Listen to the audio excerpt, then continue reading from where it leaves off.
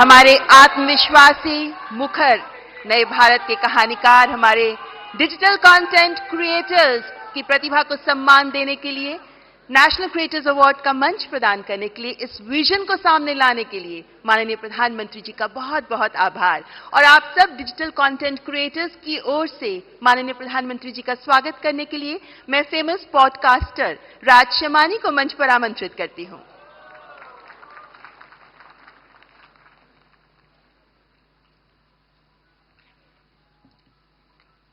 I'm honored to introduce the next person on the stage who needs no introduction. But before I do that, I want you to thank your stars. शुक्र मनाओ guys कि ये content creator नहीं है, क्योंकि अगर ये होते तो हम सबकी दुकानें बंद हो जाती। Because जब ये रील बनाते हैं तो वायरल हो जाती है, जब ये ट्वीट करते हैं तो वो ट्रेंड बन जाता है, जब ये रेडियो शो पे जाते हैं तो वर्ल्ड का नंबर 1 रेडियो शो बन जाता है, जब ये कोई स्लोगन देते हैं तो वो हैशटैग बन जाता है। He does not write the trend, he is the trend.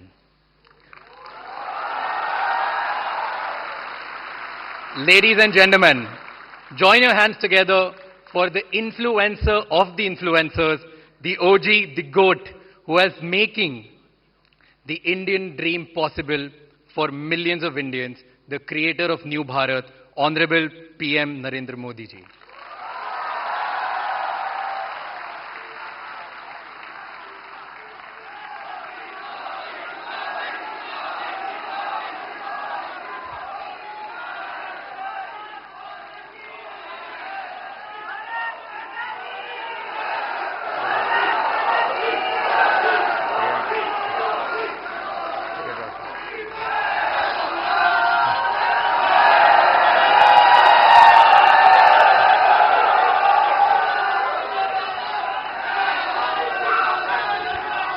Thank you Raj Shamani.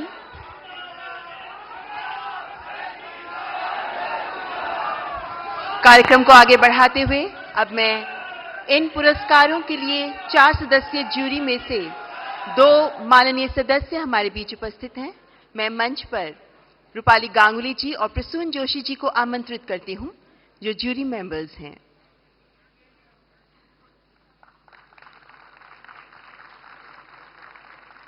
और अब अति आदरणीय प्रधानमंत्री जी के कर कमलों द्वारा पुरस्कार वितरण का शुभारंभ किया जाएगा।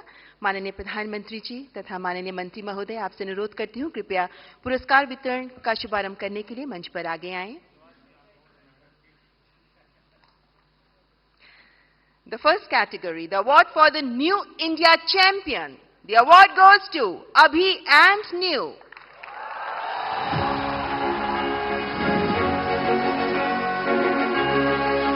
They are pioneers in shaping the perspective of New India.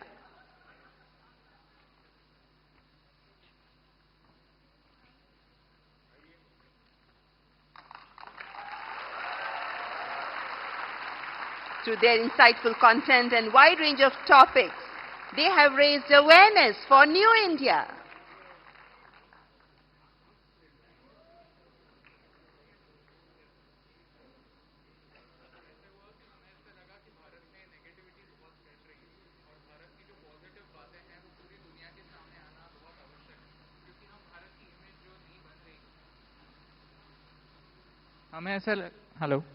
हमें ऐसा लगा कि भारत की जो इमेज बन रही है, जो छवि बन रही है, वो बहुत सारी नेगेटिव बन रही है, लेकिन भारत में ऐसी बहुत सारी बातें हैं, बहुत सारी पॉजिटिव बातें हैं जो पूरी दुनिया तक पहुंचना आवश्यक है, ताकि हमारी जो नई पीढ़ी है वो हमारे नए भारत से रूबरू हो पाए। तो इसीलिए हमने सोचा कि क्यों ना हमें जो दिखता है वो पूरी दुनिया के सामने लाए। इसीलिए अभी और न्यू आप दोनों से मैं पूछना चाहूंगा कि ये थोड़ा साहस का काम है। मैं भी पब्लिक मीटिंग में जाता हूं और जब आर्थिक विषय और आंकड़े बोलता हूं तो मैं देख रहा हूं कि लोगों को नींद आना शुरू हो जाती है। कुछ हल्की फुल्की बातें करते हैं तो मुझे, अब मीडिया वाले भी रिपोर्ट में सीरियस नेचर की बात करूंगा तो कभी नहीं करते, वो हंसी मजाक की कोई बात होगी तो बढ़िया रिपोर्ट करते हैं।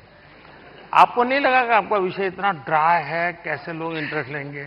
नहीं, जैसे आप एनर्जी के साथ बात करते हैं, वैसे अगर हम भी एनर्जी के साथ आपकी 1% एनर्जी से अगर हम बात कर पाए तो फिर हम उस मैसेज को थैंक यू दोस्त, बहुत शुभकामनाएं, बहुत सेवा करते रहिए।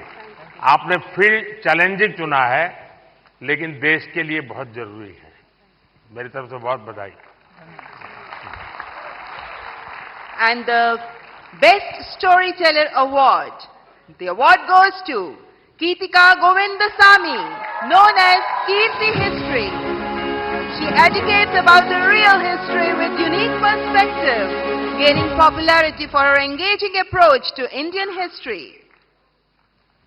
ओहो बाबा, आप पैर नहीं छू।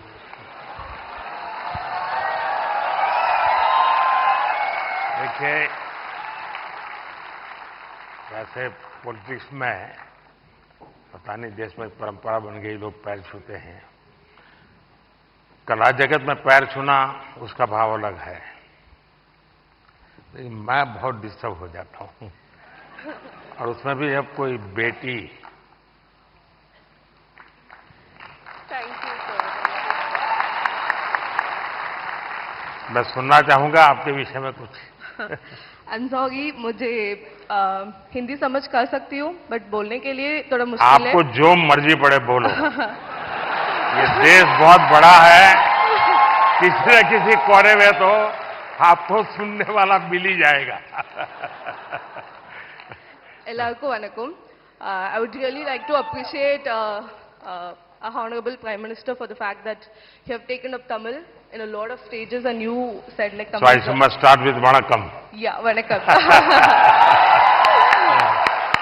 So I'm really grateful for that. I always felt like it lacks a national platform, which you brought here. So I'm really grateful for that, sir. I'm so honored. I'm just shaking. I don't know what to say. Thank you so much. नहीं, आपको अनुभव क्या आ रहा है जब आप, क्योंकि इतिहास से कुछ घटनाएं उठाती हैं, और बड़ा आप तो जहां से ये काम कर रही हैं थोड़ा तकलीफ वाला इलाका है, तो क्या फील करती हैं आप? I would say it's little complicated, since history and politics are like interconnected. So it's like I get a lot of troll also, but that's fine. It's just share with the facts and all. Teenager का जो group है, हाँ। जो सबसे ज्यादा अपना समय यहाँ बिताता है, मतलब आप लोगों के लिए वो समय खर्चा करता है, उनको कौन सी चीजें ज्यादा अपीलिंग लगती है? They like actually in my audience I have a lot of teenagers, and they really watch things. इन सब के वो सारे खिलाड़ी टीनेजर्स ही है। That's true.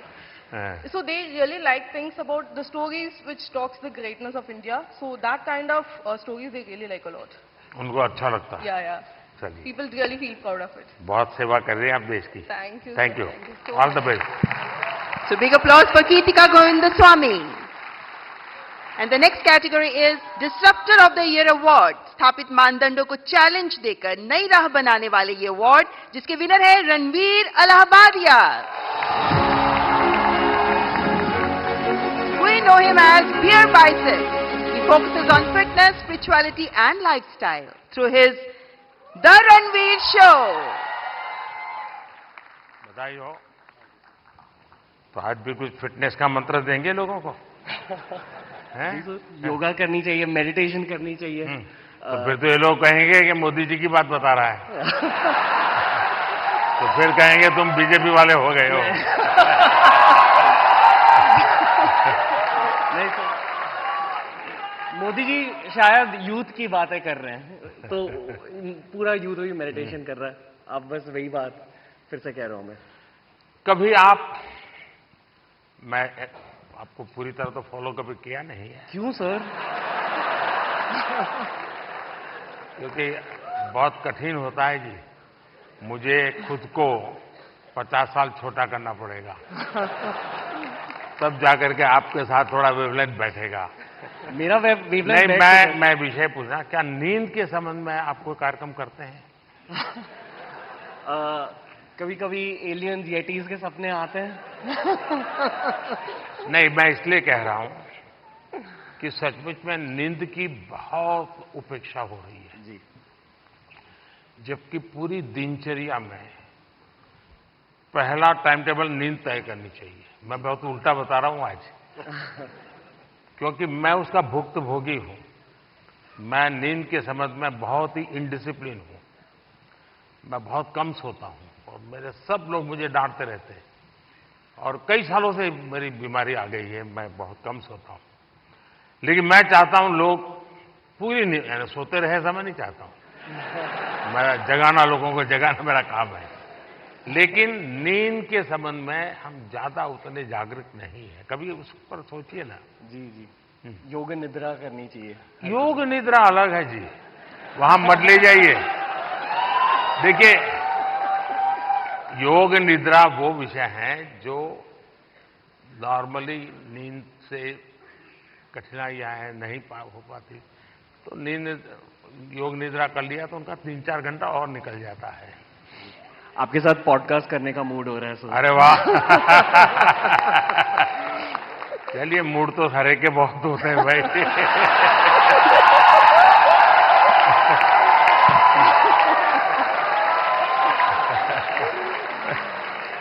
All the best. Thank you.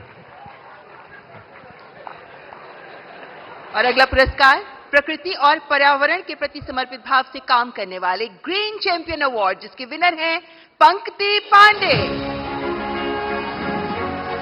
As an ISRO scientist, Pankti amplifies the message of mission lifestyle for environment. बहुत बहुत बधाई। कुछ अपने कार्य के विषय में बताइए। સર હું અમદાવાદથી છું। स्वागत है। आप लोगों अहमदाबादियों की पहचान है क्या आप लोगों को? हम अहमदाबादी लोगों के लिए कहा जाता है, ये अहमदाबादी इसलिए बता रहा हूं, उनके लिए कहा जाता है, यानी कोई बुरा मत माने, क्योंकि आजकल ऐसा है कुछ भी बात बड़ा विवाद का विषय बन जाती है। लेकिन ये बचपन में जो सुनते थे वो मैं बता रहा हूं, मैं मानता नहीं हूं। एक बार रेलवे प्लेटफॉर्म पर ट्रेन आई, तो उसमें जो पैसेंजर था वो ऊपर के बर्थ पर था। तो उसने बाहर खिड़की में पूछा कि भाई कौन सा स्टेशन आया है? तो बाहर वाले ने कहा 4 आना दोगे तो बताऊंगा। तो उसने कहा मत बताओ, ये अहमदाबादी होगा। अच्छा बताइए। प्रकृति के बारे में बताती हूँ। हम बदलाव बहुत चाहते हैं दूसरी चीजों में, पर हम बदलाव कभी अपने आप में नहीं लाना चाहते हैं। वो सबसे डिफिकल्ट चीज होती है। तो मैं अभी यहाँ पे जो सब लोग उपस्थित है यहाँ पे, उनसे कहूंगी, एक चीज हम अगर हमारे वहां पे करें, हम अपने वेस्ट को ऑडिट करें। हम दूसरों का कचरा देखते हैं, पर हम क्या खुद निकालते हैं वो हम कभी नहीं देखते हैं।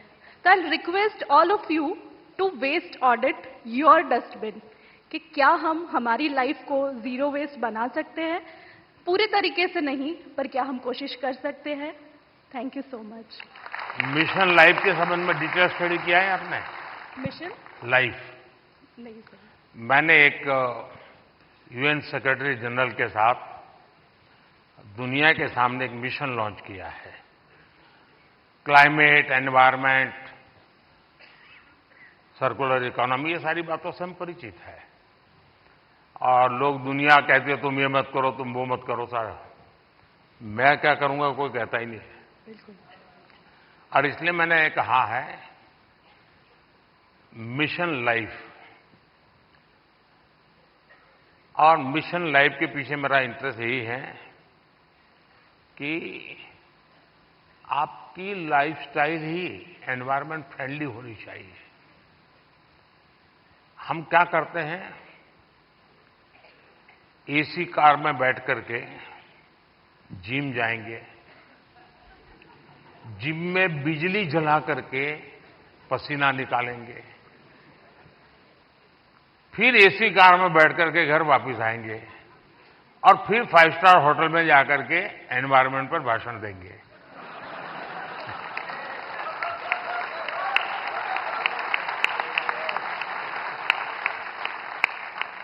ये ग्लोबल वार्मिंग की समस्या का समाधान का सबसे बड़ा उपाय हमारी लाइफस्टाइल है। आपका यही मिशन है ना? यस सर, बिल्कुल। बहुत अच्छा ये काम कर रहे बदलाव हो। हमसे है, बिल्कुल। और अहमदाबादी है वेस्ट का बेस कैसे बनाना इसमें एक्सपर्टाइज होती है। ये अहमदाबादी लोग एक भी चीज फालतू छोड़ते ही नहीं है। धन्यवाद जी। माइक दे दीजिए क्योंकि वो काम आएगा।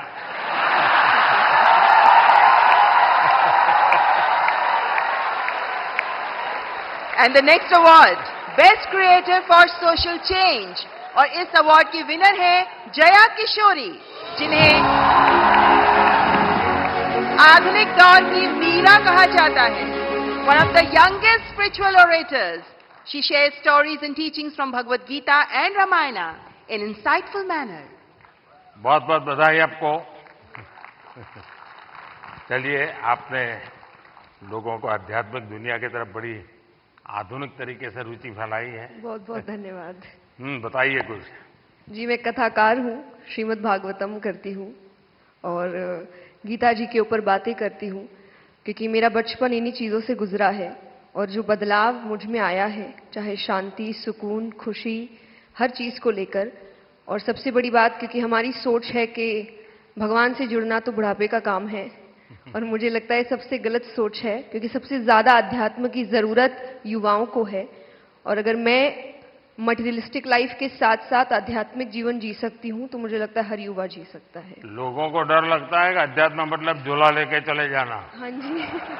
तो आप उसको रास्ता पर बताइए ऐसा ना। बिल्कुल नहीं है, क्योंकि सबसे बड़ा आध्यात्मिक ज्ञान है श्रीमद् भगवद गीता, और वो एक ऐसे व्यक्ति को सुनाई जा रही है, अर्जुन, जो आगे जाके राजा बनने वाले हैं, और राजा से ज्यादा ऐश्वर्य किसी के पास नहीं होता। और गीता में भगवान ने एक बार भी, श्री कृष्ण ने नहीं कहा कि राज्य छोड़ दो, बस कहा अपना धर्म पूरा करो जहां भी हो। बहुत बहुत धन्यवाद। And now the most impactful Agri Creator Award. This award goes to Laksh Dabas. I invite his brother Viral Dabas to receive the award on his behalf. कृषि को लेकर इनोवेटिव टेक्निक से कैसे हम कृषि को समृद्ध कर सकते हैं, इसी पर काम करते रहे हैं लक्ष्य दबास। बधाई हो, आपका लक्ष्य सफल हो। बहुत बहुत शुक्रिया इस मंच से बुलाने के लिए पदंत साहब। मैं मृणाल डबास। हम जैविक किसान हैं।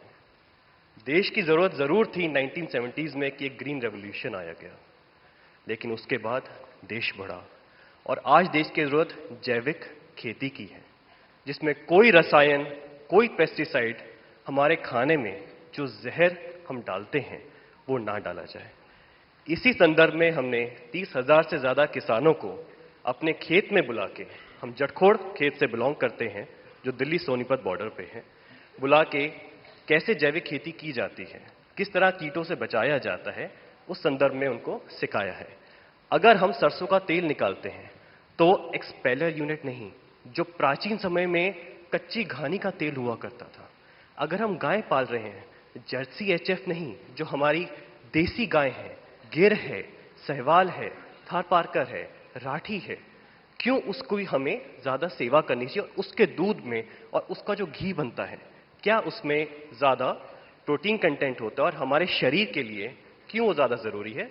इसी संदर्भ में हमारा उद्देश्य रहता है। और देखिए, लक्ष्य, आप स्वयं तो एक मिशन बोर्ड में इस काम को कर रहे हैं, लेकिन आज आपका यहां आने से इनको भी और देश को पता चलेगा कि ऐसे नौजवान, जबकि दुनिया कुछ अलग सोचती है, ये अलग सोच रहा है।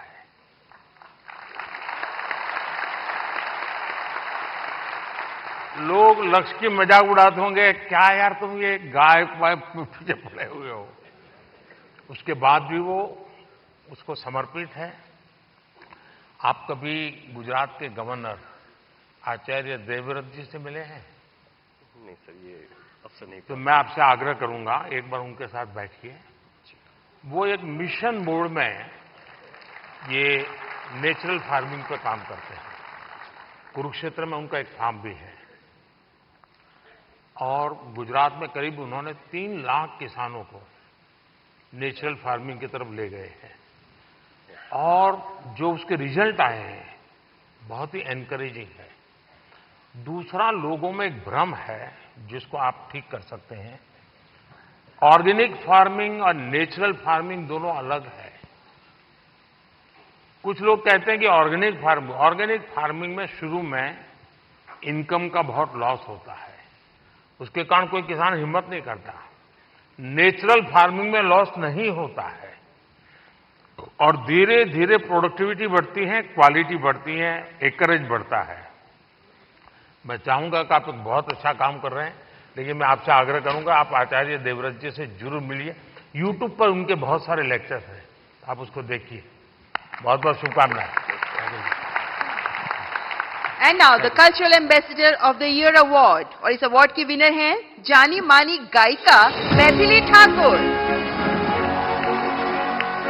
आपके ओरिजिनल सॉन्ग्स होते हैं और आप पारंपरिक लोकगीत के माध्यम से विभिन्न भारतीय भाषाओं में गाती हैं और हमारे देश की समृद्ध संस्कृति को सामने प्रस्तुत करती हैं। मैथिली ठाकुर। मैथिली नमस्ते। तो आज कुछ सुनाई दो और क्या क्योंकि लोग मेरा सुन के थक जाते हैं। बिल्कुल सर। अच्छा, थक जाते हैं ना? नहीं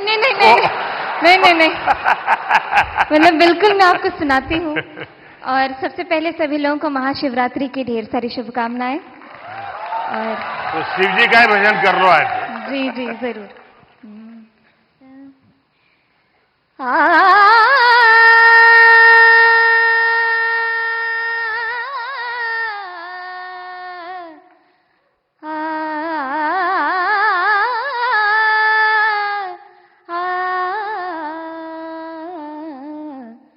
डिमिक डिमिक डमरू कर बाजे, प्रेम मगन नाचे Bhola Bhola.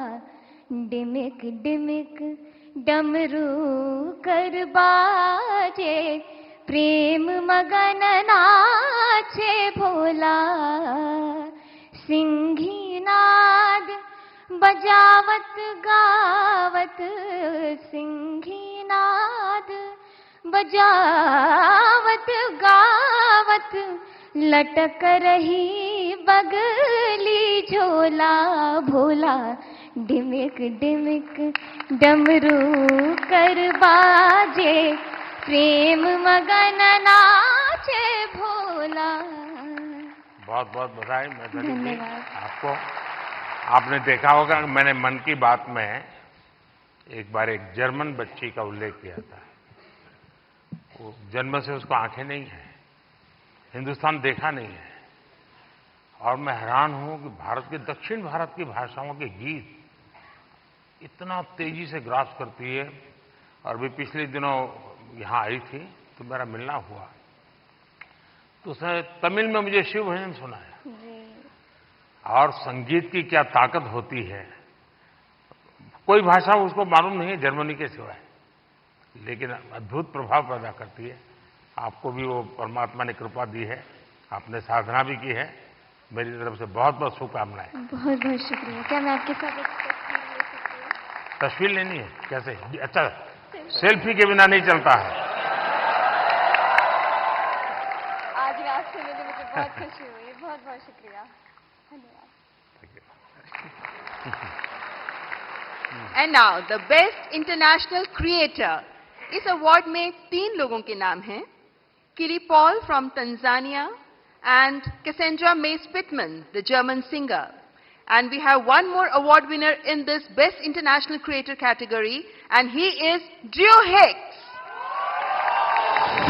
He's an American with Hindi and Bhojpuri skills, and he's gained fame for fluent Hindi and Bihari accent. तो आप हिंदी भी बोलते हैं, बिहारी भी बोलते हैं। यहां लोग आपकी बिहारी सुनना चाहेंगे।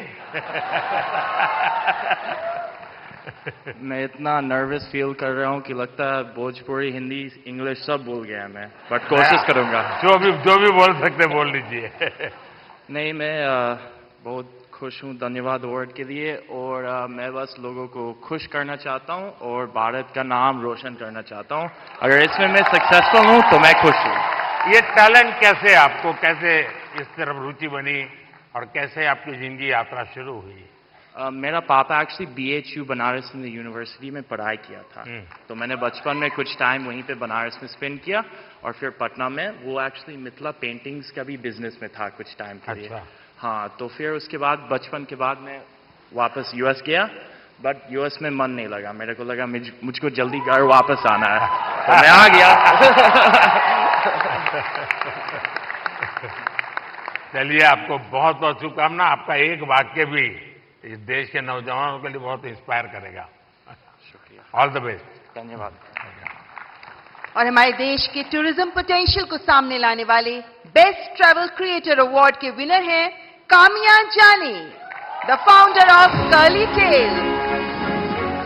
हमारे देश के कई ऐसे पहलुओं को सामने रखा है जो अभी तक अनएक्सप्लोर्ड रहे हैं। So the beauty of India has been showcased by her in her videos. That's Kamiya Jani. बहुत बहुत बधाई। Thank you so much. Thank you. Thank you. Kamiya जी बताइए। मुझे घूमने का बहुत शौक है और मुझे लगता है कि जब हम ऑफिस से थके आ रहे आते हैं या वीक भर पूरा काम करते हैं, वीकेंड्स में हमें एंजॉय करना चाहिए। जो इतनी ब्यूटीफुल नेचुरल ब्यूटी हिंदुस्तान में है वो एंजॉय करनी चाहिए। और मुझे लगता है भारत सबसे ज्यादा खूबसूरत देश है और यही ऑब्जेक्टिव है कि ग्लोबल मैप पर भारत नंबर 1 पर हो बस। और फिलहाल कंफ्यूज्ड हूं, लक्षद्वीप जाऊं या द्वारका? द्वारका आपको काफी नीचे जाना पड़ेगा। लेकिन वो मेरा अनुभव बहुत ही अद्भुत था। खैर, उसकी बात कभी फिर करूंगा, लेकिन मैं नहीं मानता सब टूरिस्टों के लिए कितना सुविधाजनक होगा। लेकिन अब जैसे मैं आदि कैलाश गया था, आदि कैलाश हमारा काफी ऊंचे टॉप पर है, और दूसरी तरफ मैं यहां द्वारिका में काफी मीटर नीचे चला गया पुरानी द्वारिका देखने के लिए।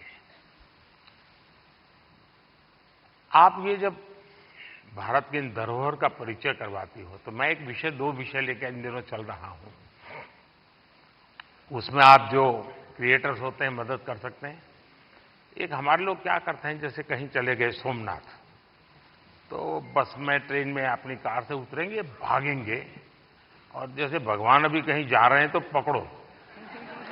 उनके दिमाग में यही रहता है, तो दौड़ो, पकड़ो, और फिर एक बार देख लिया तो इधर उधर छुट्टी। मैं कहता हूं भाई ऐसा क्यों करते हो? जहां जाते हो कम से कम एक रात रुकिए।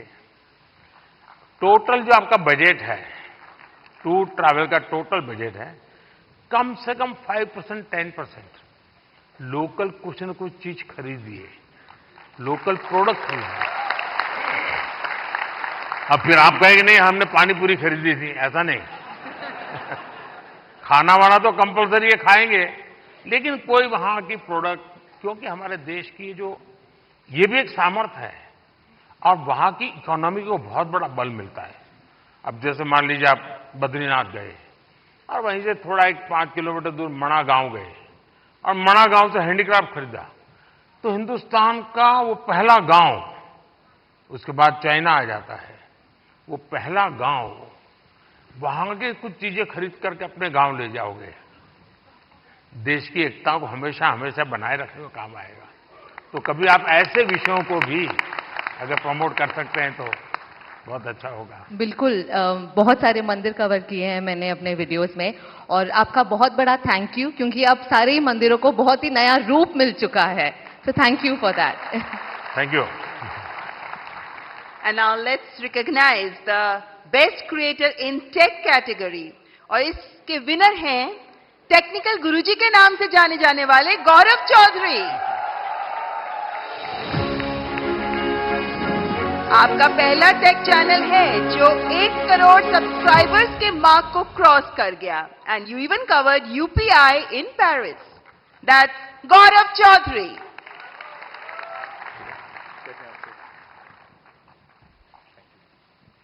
चलिए, अभी आज की दुनिया का इंसान है, कुछ बताएगा हमें। तो चलिए शुरू करते हैं। सर मैंने 2015 अक्टूबर में अपना चैनल शुरू किया था और उसका एक बहुत बड़ा कारण है डिजिटल इंडिया, जो जुलाई के महीने में शुरू हुआ था। उससे एक साल पहले जब आपने make in India program start किया तो हमने देखा कि कैसे टेक्नोलॉजी के फील्ड में स्पेशली इंडिया, जो हमेशा से हम जानते हैं कि हम सभी का जो टैलेंट है वो तो बहुत अच्छा है ही, लेकिन जैसे हमने देखा कि हमारे देश में जब मैन्युफैक्चरिंग स्टार्ट हुई, जो बाहर की कंपनियां भी इंडिया में आ रही हैं, तो उससे मुझे लगा कि क्यों ना मैं अगर अपना थोड़ा नॉलेज शेयर कर पाऊं, तो बस वही स्टार्ट किया है सर। आपने ध्यान में आया होगा एक विषय को लेकर के मैं भारत काफी कुछ कर रहा है और दुनिया को भी मैं कहता रहता हूं। सभी दुनिया के बड़े बड़े नेताओं से इस विषय में मेरी जरूर चर्चा होती है और भारत का जो डिजिटल इंडिया का सक्सेस है, ये तो गौरव बराबर अच्छे तरह जानते हैं क्योंकि उसी फील्ड में काम करते हैं। लेकिन मेरा एक आग्रह रहता है कि उज्जवल भविष्य के लिए हमें टेक्नोलॉजी को डेमोक्रेटाइज करना चाहिए। हमारा यूपीआई ये इसका बहुत बड़ा सिंबल है। ये कुछ लोगों की बपोती नहीं है, ये सबकी मालिकी है और दुनिया तभी आगे बढ़ेगी। कोई उसका एक बड़ा कंपनी का मालिक बन गया और दुनिया बांट रहा है, ऐसा नहीं। हम उसको डेमोक्रेटाइज करते हैं और मैं मानता हूं जितना ये पहलू आपके माध्यम से पहुंचेगा कि टेक्नोलॉजी को डेमोक्रेटाइज करने की क्यों जरूरत है, दुनिया के उज्जवल भविष्य के लिए थोड़ा सीरियस विषय लगेगा, लेकिन मैं गौरव जैसे दोस्तों से चाहूंगा कि आप इसको जरा बल दीजिए। सर मुझे ऐसा लगता है कि टेक्नोलॉजी जो है वो हम सभी को एक ताकत देती है आज की दुनिया में। मैं अभी पेरिस में गया था पिछले हफ्ते और मैंने जब वहां की टिकट यूपीआई से खरीदी तो बहुत खुशी हुई और मुझे लगता है कि इंडिया के पास में वो सारे सॉल्यूशंस हैं जो पूरी दुनिया के देश जो है अपनी जगहों पे इंप्लीमेंट कर सकते हैं। तो जरूर से कोशिश रहेगी। बहुत बहुत बधाई। Thank you. और माननीय प्रधानमंत्री जी के स्वच्छ भारत अभियान से प्रेरणा लेकर जिन लोगों ने डिजिटल कंटेंट क्रिएट किया, उनमें से चुने गए स्वच्छता एम्बेसडर हैं मल्हार कलाम्बे, अ नोटेड एनवायरमेंटलिस्ट जो 2017 से प्रति सप्ताह स्वच्छता अभियान चलाते रहे हैं, स्वच्छता और सतत विकास को लेकर जागरूकता भी फैलाते रहे हैं। दैट्स मल्हार कलाम्बे। मल्हार, ये जो लोग क्रिएटर्स हैं ना, उसमें कुछ लोग वो भी हैं जो क्या खाना चाहिए वो भी कहते हैं।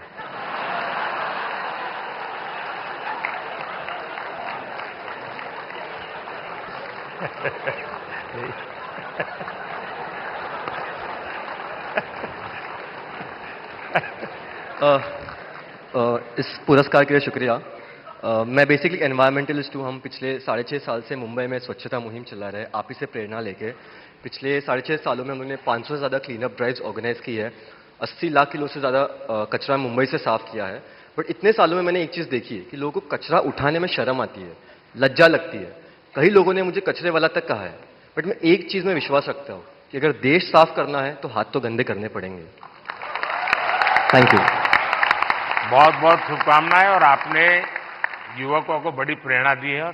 अच्छी अच्छी सेलिब्रिटीज उनके साथ जुड़ती हैं, काफी मेहनत करते हैं और नियमित रूप से करते हैं, ऐसा नहीं टोकनिज्म करते हैं। और उन्होंने एक वातावरण बनाया है। मैं आपको बहुत बधाई देता हूं, लेकिन फिर भी मैं चाहूंगा थोड़ा बट सर मैं एक चीज कहना चाहूंगा, अपने अंकित भैया के साथ लास्ट ईयर स्वच्छ भारत दिन के दिन क्लीनअप किया था। ये मेरी भी एक इच्छा है कि कभी आपके साथ क्लीनअप कर पाऊं। वाह, थैंक यू। जरूर जरूर मौका मिलेगा। और हमारी हर प्रकार की सफाई में काम आ सकता है। इस चुनाव में भी सफाई होने वाली है।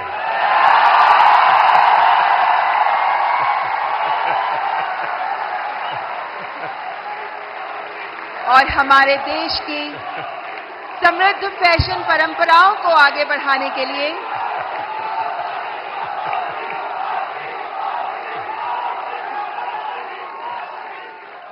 The next category heritage fashion icon award, और इस अवार्ड के विनर हैं जहानवीर सिंह। आप पूरी तरह भारत के पारंपरिक फैशन को आगे बढ़ा रही हैं, जिनमें भारतीय साड़ियां भी मौजूद हैं। Spirituality, Bhagavad Gita, heritage fashion पर आप काम करती रही हैं। दैट्स जहानवीर सिंह। लो बाबा, पैर मत छूइए। बहुत बहुत बधाई आपको। और दुनिया में भारत की चीज, क्योंकि टेक्सटाइल मार्केट फैशन के साथ ही जा सकता है, वो अकेला नहीं जाता है आजकल, क्योंकि रेडीमेड ब्रांड का जमाना है। और आप बड़ी मदद कर रही है, कुछ सुनाइए लोगों को। बहुत बहुत धन्यवाद। मेरा नाम जानवी है और सबसे पहले बहुत धन्यवाद इस पुरस्कार के लिए। और मैं चाह रही हूँ कि इस नए भारत में जो हमारी प्राचीन परंपरा है उसे अपनी संस्कृति, शास्त्र, संस्कार और साड़ियों के माध्यम से आगे लेके जाऊं। और मेरा सबसे यही अनुरोध है कि अपनी संस्कृति, शास्त्र, संस्कारों को भूलिए मत, उसे अपने साथ रखिए। आप कितने भी मॉडर्न हो जाएं, हमेशा ये रूट्स आपको याद होनी चाहिए। एक है अब दुनिया में रेडीमेड का जमाना है और मैं मानता हूं कि हमने इस प्रकार किसी को अगर गाइड कर सकते हैं, आप जैसे लोग गाइड कर सकते हैं। जैसे अब साफा कोई मानता नहीं, रेडीमेड आता है पहन लेता है, फोटो वोटो निकल जाती है। धोती मानता नहीं कोई, रेडीमेड आता है पहन लेता है। भारतीय जो वेश है उसमें भी साड़ी कठिन काम है पहनना। अगर उस आ रहा है थोड़ा बहुत, लेकिन मैं समझता हूं वो जितना ज्यादा प्रमोट होगा, दुनिया में बहुत बड़ा मार्केट बनने वाला है। तो उस दिशा में कैसे आप लोगों को इंस्पायर कर सकती है? मुझे लगता है हमारे देश में बहुत अलग अलग प्रकार के टेक्सटाइल्स हैं और उसको अपने वीडियोस से मैं प्रमोट करती हूँ। उसका पहनावा कैसा है, उसकी बुनाई कैसे की जाती है, टेक्सटाइल कैसा है, तो उसको आगे ले जाने का प्रयास है वीडियोस के माध्यम से, ताकि लोगों को पता चले कि हमारे भारत में इतने अलग अलग टेक्सटाइल्स और इतने सुंदर प्रिंट्स, वेराइटीज हैं जो हमें देश के सामने लानी चाहिए। और भारत एक सबसे सुंदर देश है और उसकी विरासत, उसकी परंपरा, संस्कार, संस्कृति, हर एक चीज बहुत सुंदर है। तो मेरा यही प्रयास है कि मैं उसको आगे लेके जाऊं। देखिए, भारत फैशन की दुनिया में लीडर रहा है। बहुत लोग हैरान हो जाएंगे अगर आज लोगों को लगता है मिनी स्कर्ट ये आधुनिकता की निशानी है, या पर्स ऐसे लटकाती है बहनें। आप अगर कोणार्क जाएंगे, सैकड़ों साल पुराने मंदिर का जो मूर्तियां बनी हैं, उसमें आपको एक मूर्ति वो भी दिखेगी जिसमें मिनी स्कर्ट पहना है बेटी ने और हाथ में पर्स है, ऐसे लटक रही है। यानी सैकड़ों साल पहले फैशन का वो नॉलेज यहां पर पत्थर तराशने वाले को भी था। यानी भारत की इन विविधताओं को हम दुनिया में ले जा सकते हैं। बहुत बहुत बधाई आपको। बहुत बहुत धन्यवाद। और बेस्ट क्रिएटिव क्रिएटर फीमेल की श्रेणी में पुरस्कार प्राप्त कर रही हैं श्रद्धा, जिन्हें मशहूर है अय्यर श्रद्धा के नाम से। आप अलग अलग भाषाओं में कॉमेडी प्रस्तुत करती हैं, हास्य कलाकार। दैट्स श्रद्धा।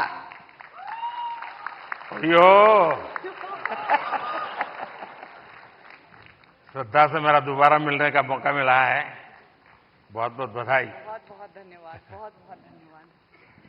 बहुत धन्यवाद इस पुरस्कार के लिए। और ये पुरस्कार ये एक्नॉलेज करता है कि जो लोग घर में एक स्मार्टफोन के जरिए कंटेंट बनाते हैं, वो भी एक स्किल है। ये एक्नॉलेज करता है ये पुरस्कार, इसका बहुत बहुत बहुत धन्यवाद। देश में अक्सर सामाजिक, राजनीतिक, औद्योगिक वजहों से परिस्थिति काफी गंभीर हो जाती है।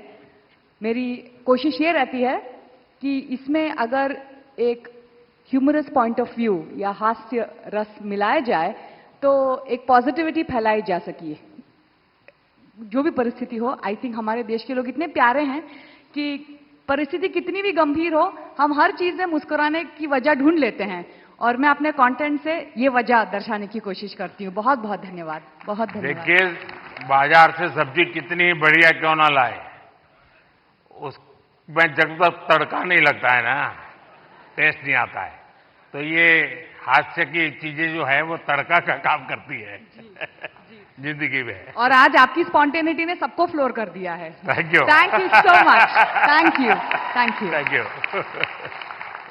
And now let's recognize the best creative creator male, RJ Raunak, जो अपने प्रैंक के लिए जाने जाते हैं, अपने ह्यूमर, अपनी आवाज के लिए जाने जाते हैं। और अलग अलग टॉपिक्स पर बेहतरीन डिजिटल कंटेंट तैयार करने वाले आरजे रौनक। क्या आरजे, कैसे हो भैया? रौनक ने ही आरजे नाम पॉपुलर कर दिया। सर, मुझे लगता है कि आपने भी रेडियो को पॉपुलर कर दिया, तो उसके लिए बहुत बहुत धन्यवाद। और अक्सर जब मैं रेडियो में प्रोग्राम करता हूं और लोगों से रेडियो के बारे में बात करता हूं, और मुझे अच्छे से याद है जब मन की बात प्रोग्राम शुरू होने वाला था, तब हमने यही कहा था कि हमारी इंडस्ट्री में और एक व्यक्ति आ रहे हैं। हमने इतने सालों से काम किया, लेकिन शायद वो फर्स्ट डे से ही सारे रिकॉर्ड्स तोड़ देंगे, तो उसके लिए बहुत बहुत धन्यवाद। बहुत बहुत बधाई आपको। Thank you Modi ji. और सारी रेडियो फ्रेटर्निटी की तरफ से मैं आपको धन्यवाद कहूंगा, क्योंकि शायद यहां पर रेडियो का मैं इकलौता हूं आपके अलावा जिसको ये अवार्ड मिल रहा है। बहुत लोग होंगे जो भी दुनिया में होंगे, और मैं पक्का मानता हूं कुछ लोग तो अपने गीत खुद ही रिकॉर्ड करते होंगे, फिर खुद सुनते होंगे, और घर में अगर माँ गुस्सा करती है तो सुनाते होंगे। बिल्कुल। सबकी तरफ से मैंने सोचा था पहले कि कभी मैं ऑनरेबल प्राइम मिनिस्टर से मिलूंगा तो मैं उनसे बउआ के स्टाइल में वही कहूंगा जो मैंने बहुत सारे हजारों लोगों को कहा है, सो नमस्ते सर, मैं बउआ बोल रहा हूं। बहुत बहुत धन्यवाद सर। थैंक यू भैया। And now moving on to the best creator in food category, and the award goes to Kavita's Kitchen. एक हाउसवाइफ जो बन गई digital entrepreneur. She has played a vital role in celebrating the rich culinary heritage of India.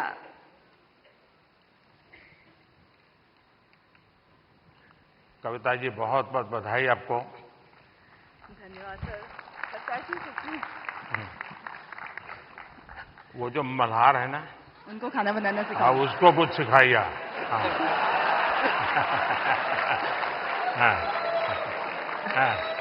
Sir, धन्यवाद इस पुरस्कार के लिए। और मैं खाना बनाना सिखाती हूँ लोगों को, और मैं चाहती हूँ कि घर के मतलब जो फैमिली मेंबर है वो घर के हर मेंबर को खाना बनाना सिखाए, क्योंकि कोविड के टाइम पे हमें पता चल गया कि खाना बनाना कितना जरूरी है सीखना।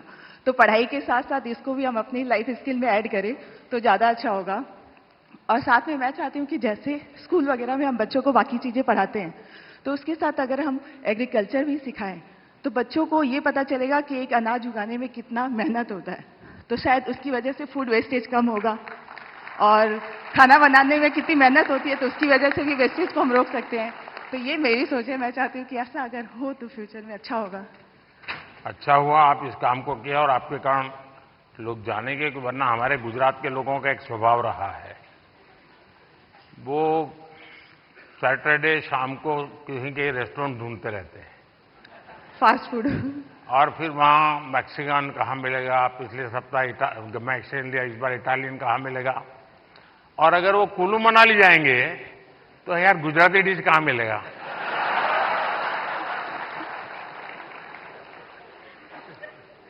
खैर, लेकिन आपने देखा होगा कि हमने 2023 को इंटरनेशनल मिलेट ईयर के रूप में दुनिया में पॉपुलर किया। हमारे यहाँ परंपरागत रूप से मिलेट खाया जाता था, लेकिन आज हमारे डाइनिंग टेबल पर से वो खो चुका था, फिर से आ रहा है। उसके लिए क्या कर सकते हैं? और दूसरा, खाने में बनाने के तरीके, दिखने का तरीका, लेकिन उसके साथ साथ अब न्यूट्रिशनल वैल्यूज की अवेयरनेस, उसमें आप क्या कर रही हैं? मैं कहना चाहूंगी कि जैसे बच्चे उनको फैंसी फूड पसंद होता है, तो अगर हम उसमें ज्वार, बाजरा, रागी ये सब फ्लोर मिला के, जैसे मैं सुबह दूध की मलाई बचती है तो उसमें बनाना मैश करके डाल देती हूँ, थोड़ा रागी ज्वार फ्लोर, काजू किशमिश क्रश करके, और इसके छोटे छोटे ऐसे पैनकेक बना देती हूँ। तो बच्चों को पता नहीं चलता, उनको लग रहा है कि बहुत मीठा है और अच्छा है। तो बच्चों के स्वाद के हिसाब से हमें खाने में थोड़े चेंजेस करने पड़ेंगे। और ये जो मिलेट है वो हम अपनी लाइफ में आजकल डाइटिशियन, डॉक्टर सब बोलते हैं कि मिलेट्स खाना हमारे लिए अच्छा है, और हम वापस उसी जनरेशन में जा रहे हैं जहां से हम शुरू किए थे। मैं अभी यूएस में, मुझे निमंत्रित किया गया था, तो व्हाइट हाउस में बहुत बड़ा डिनर था, सबके लिए वेजिटेरियन था, और सरप्राइजिंगली 80% डिश मिलेट्स की थी व्हाइट हाउस में। तो मिलेट हम सबको अपने फूड में इंक्लूड करना चाहिए।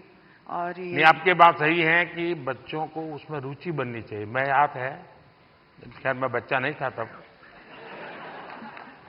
मैं ताइवान गया था बहुत साल पहले, तब तक मैं मुख्यमंत्री भी नहीं था, और मेरा कोई 10 दिन का वहाँ कार्यक्रम, वहाँ की सरकार ने मुझे बुलाया था। मेरे यहाँ से गया आइटनरी के साथ, no fish, no eggs, no meat, सब no no no no no. तो उनके लिए परेशानी थी, खिलाए क्या उसको। तो फिर मेरे साथ जो उनके कोऑर्डिनेटर थे उन्होंने कहा कि साहब यहाँ एक बुद्धिस्ट रेस्टोरेंट है जो वेजिटेरियनिज्म को प्रमोट करती है, तो हमने आपके लिए वहाँ तय कर लिया है, आप क्योंकि और कहीं पर भी आपके लिए वेजिटेरियन मिलना मुश्किल हो जाएगा। तो मैंने कहा चलिए आपकी बहुत बड़ा धन्यवाद करता हूँ, आपने मेरी सेवा की। अब मैं गया, सब मैंने उन्होंने शोकेस किया हुआ था ऑर्डर देने के लिए।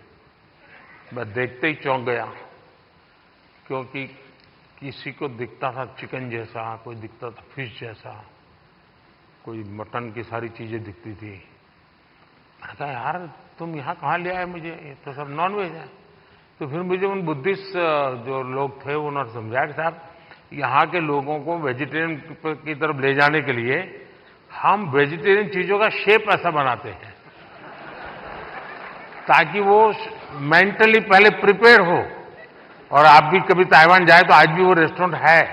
खैर मैं तो उसको देख कर गई, मैं राम राम करके वापस आया। यही इस बात का मैं ध्यान रखूंगी अपने नेक्स्ट कुकिंग वीडियो में कि जो दिखने में पोषण के लिए जितना ज्यादा बल दे सके मैं समझता हूं ज्यादा अच्छा होगा।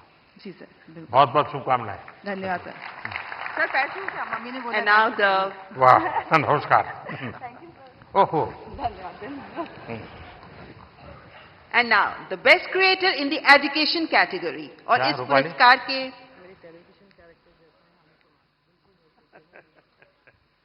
पुरस्कार के विजेता हैं टेक प्लस गैजेट्स के लिए जाने जाने वाले नमन देशमुख।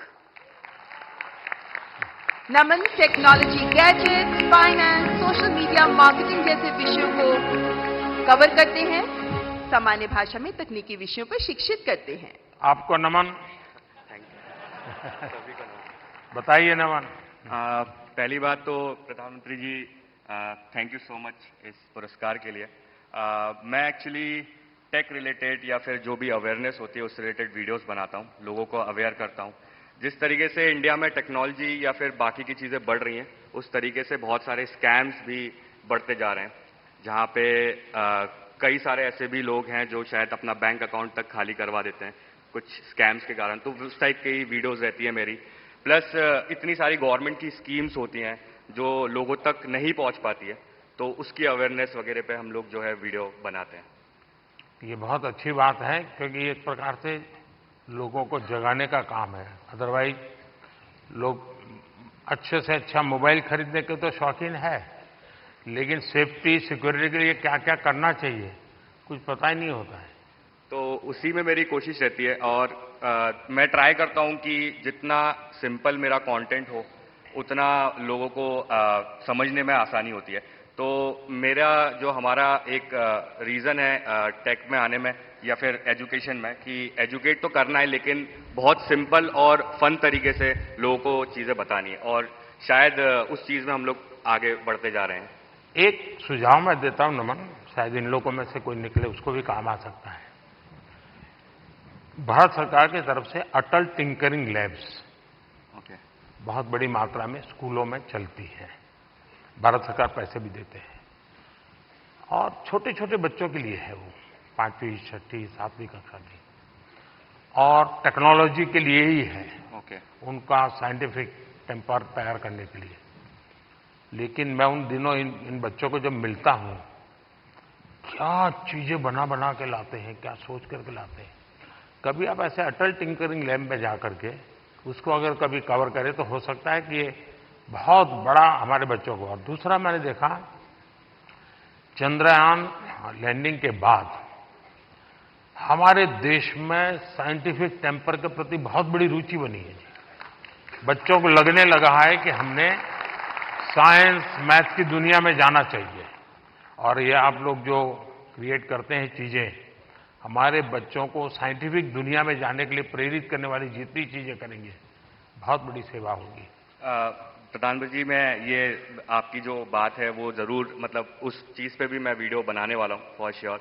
और जितनी भी चीज़ें होती है, जितना भी हम वीडियो बनाते हैं अवेयरनेस को लेके, मैं इस चीज़ को लेके बहुत ज़्यादा खुश होता हूँ कि लोग एजुकेशन के प्रति बहुत ज़्यादा आज के टाइम पे आगे बढ़ते जा रहे हैं और लोग सीखना चाह रहे हैं। तो सोशल मीडिया एक ऐसा प्लेटफॉर्म बन चुका है जहाँ पे लोग अच्छे तरीके से बहुत सारी चीज़ें सीखते हैं। तो जो आपका सजेशन है उसके लिए मैं 100% काम करने वाला हूँ। बहुत बहुत बधाई। Thank you sir. Best health and fitness creator award के विजेता हैं अंकित बयानपुरिया, एक फिटनेस इन्फ्लुएंसर जो अपने 75 हार्ट चैलेंज के लिए बहुत मशहूर हुए और आप फिटनेस के साथ साथ अध्यात्म को भी जोड़ते हैं। अंकित बयानपुरिया। कहाँ अंकित? साई राम है? वाह। बताओ जरा अपना वाक्य। राम राम भाई सारा ने। हाँ। बहुत बहुत बधाई। बहुत बहुत धन्यवाद। सुनाइए सबको और चैलेंज भी दे दीजिए आप तो। चैलेंज तो ये है भाई, मतलब डेली वर्कआउट करना। आप कुछ भी काम करते हो, क्योंकि नुगारा दुनिया में 2.5 सुख है। पहला सुख निरोगी काया, दूसरा अच्छी नींद और आधे में आ जा और बच्चा और सब कुछ है। तो भाई पहला सुख निरोगी काया, तो अपनी हेल्थ ही काम करो। चाहे आप कोई भी काम करते हो, थोड़ा बहुत टाइम अपने थी काटो जरूर। बहुत बहुत बधाई। और गेमिंग क्रिएटर कैटेगरी के विजेता हैं ट्रिगर्ड इंसान के नाम से जाने वाले निश्चय। आप यूट्यूबर हैं, लाइव स्ट्रीमर हैं, गेमर हैं और आपकी कमेंट्रीज के लिए बहुत फेमस हैं। निश्चय, बहुत बहुत बधाई। Thank you sir, thank you. सुनाइए, कुछ ट्रिगर हो जाए। सबसे पहले तो thank you for this award PM sir. And मैं जेन्युइनली इतना ज़्यादा नर्वस हूँ, मैंने कुछ नहीं सोच रखा था। मुझे पता नहीं था कि यहाँ पे आके कुछ बोलना पड़ेगा। जब मैंने देखा सब आके कुछ बोल रहे, तब से मैं सोच रहा था, लिख रहा था फ़ोन में कि क्या बोलूँगा। एंड अभी भी नहीं पता क्या बोल रहा हूँ।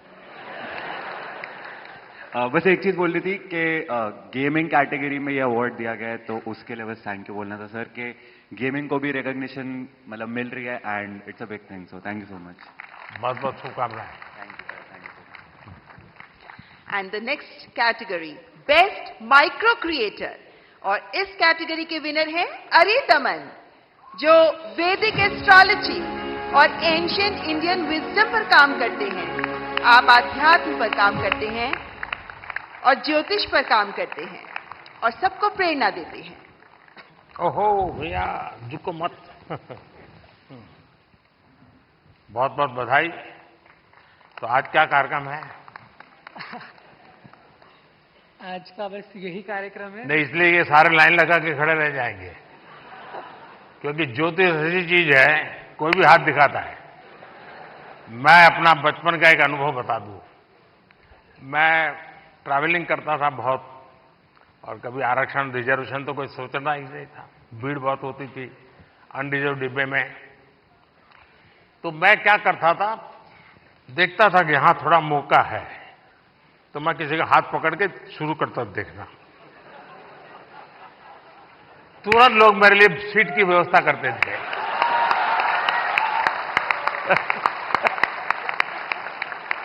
आइए आइए बैठिए, अब आप बताइए। लक्ष्मी हयवदन परब्रह्मणे नमः। सभी को मेरा सादर नमस्ते। और पहले मैं ये बताना चाहूंगा कि मैं ज्योतिष की वीडियोस नहीं बनाता हूं। मैं धर्मशास्त्रों के कुछ विषयों पर अपनी वीडियोस बनाता हूं। और ये पुरस्कार मुझे मिला, इसमें धर्मचक्र भी है, इसमें वृषभ भी है, इसमें सिंह भी है। और इस धर्मचक्र की मर्यादा बनी रहे, ये धर्मचक्र सतत चलता रहे, इसके लिए ही मेरा छोटा सा प्रयास है। और ये धर्मचक्र केवल एक मूर्तमान पुरस्कार की कोई मूर्ति नहीं है जिसको हमें घर में जाकर के सजा देना है। अपितु अपने जीवन के अंदर इस धर्मचक्र को धारण भी करना है। और इसके अंतर्गत कोई आध्यात्मिक कर्मकांड नहीं आते हैं, इसके अंदर कोई पूजा पाठ या विधियां नहीं आती है।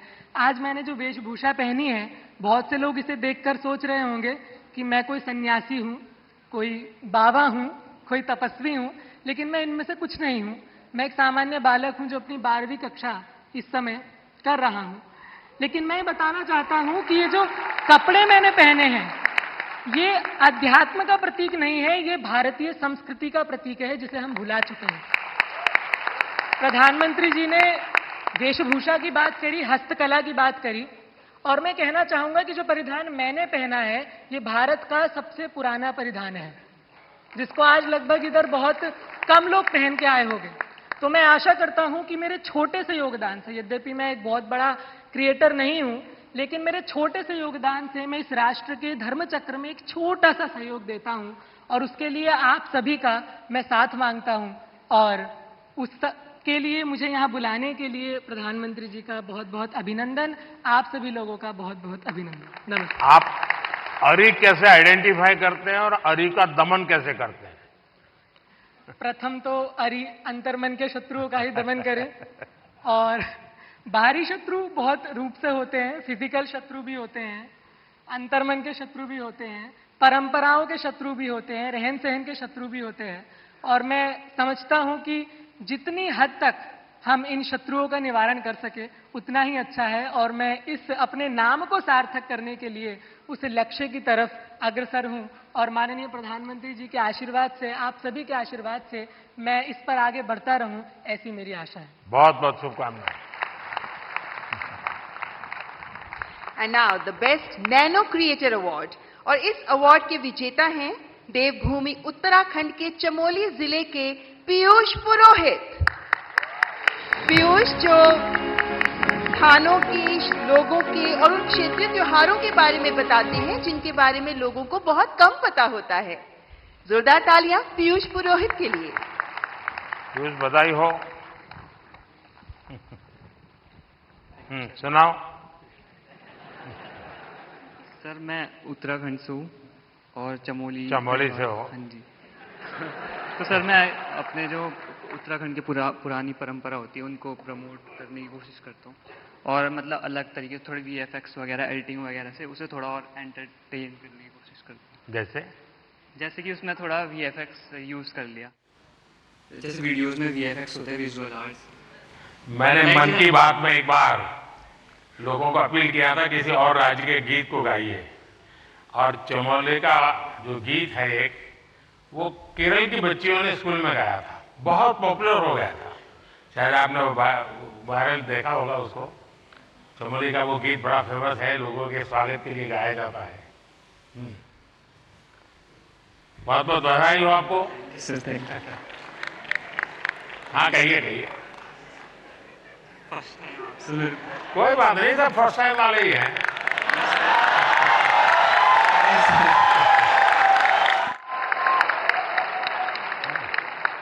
Thank you sir, thank you. जय देवभूमि, जय उत्तराखंड। चलिए, बहुत धन्यवाद।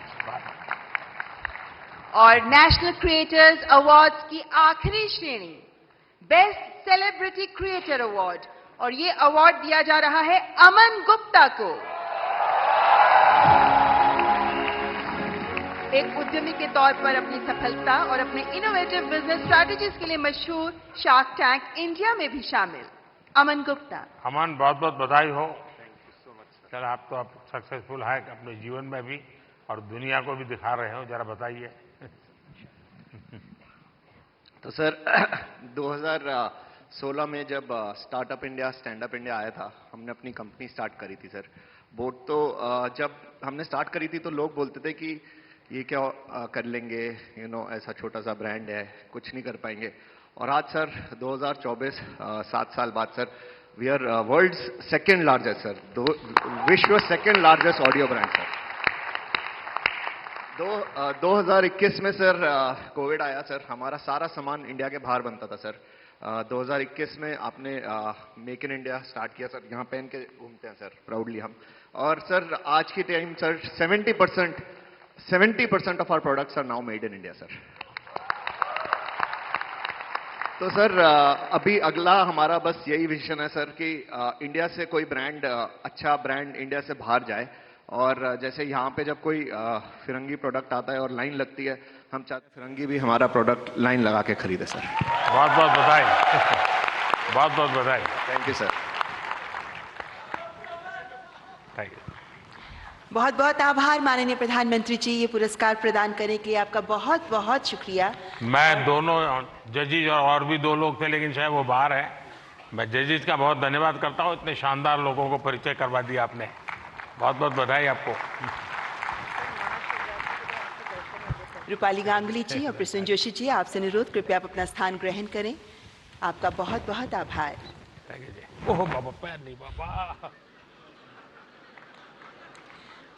माननीय प्रधानमंत्री जी के प्रेरणादायक शब्द हमें लगातार हमारा मार्गदर्शन करते रहे हैं और आज के इस अवसर पर हमने माननीय प्रधानमंत्री जी के बहुत से शब्दों को सुना, लेकिन माननीय प्रधानमंत्री जी को सुनने के लिए हम सभी अत्यंत उल्लासित रहते हैं, उत्साहित रहते हैं।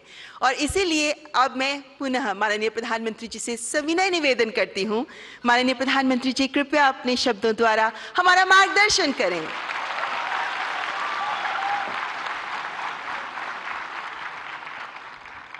अभी भी कुछ सुनना बाकी है क्या?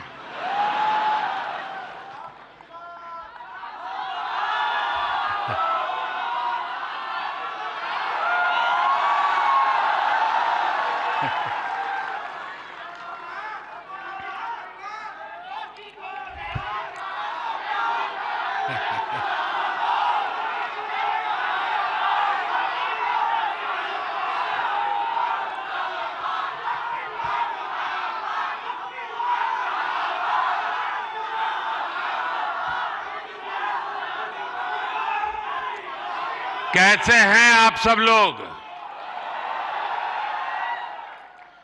थोड़ी सी वाइब भी तो चेक हो जाए।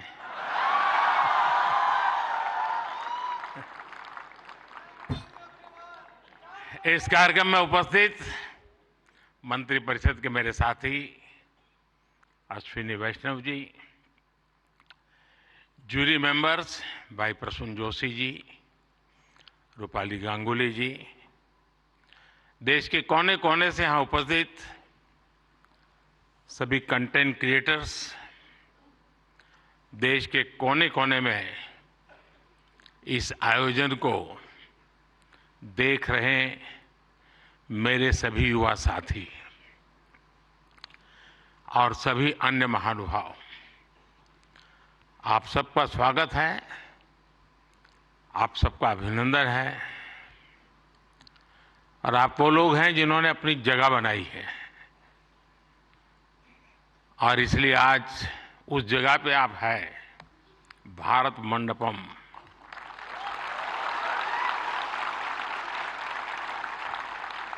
और बाहर सिंबल भी क्रिएटिविटी से जुड़ा हुआ है आते ही। और यही जगह है जहां G20 से सभी मुखिया यहां इकट्ठे हुए थे और आगे की दुनिया कैसे क्रिएट करनी इसकी चर्चा कर रहे थे। और आज आप लोग हैं जो भारत का भविष्य कैसे क्रिएट करना उसकी चर्चा करने के लिए आए हैं।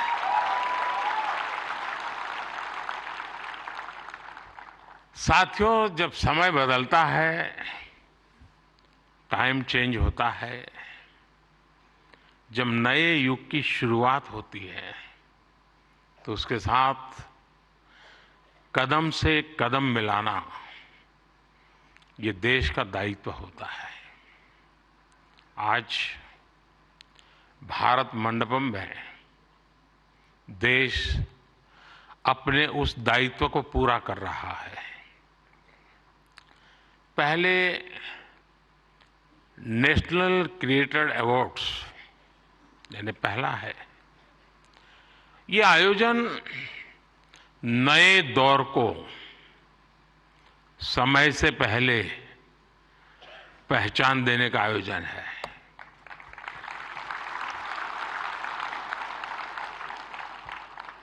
और कुछ लोग मुझे कभी-कभी पूछते हैं कि आपकी सफलता का रहस्य क्या है, ऐसा मुझे पूछते हैं। मैं हर एक को जवाब नहीं देता हूं।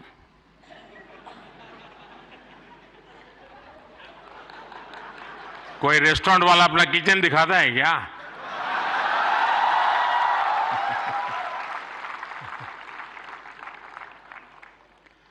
लेकिन आपको मैं बता देता हूं,